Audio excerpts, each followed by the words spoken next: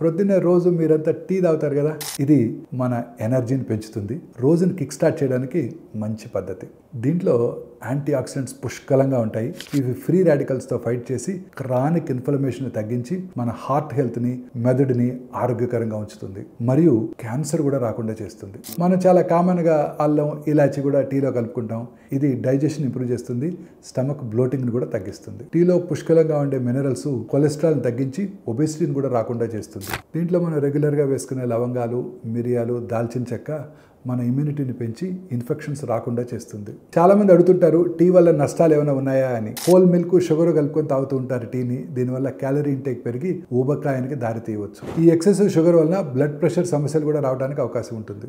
Lunch కానీ dinner కానీ చేసిన తర్వాత టీ తాగినట్టయితే అందులో ఉండే టానిన్స్ ఐరన్ అబ్జార్ప్షన్ తగ్గించి రక్తహీనత కలిగించవచ్చు. అందుకే టీని కూడా మితంగా, తక్కువ షుగరు, లో ఫ్యాట్ మిల్క్తో తీసుకున్నట్టయితే ఆరోగ్యకరంగా ఉంటుంది.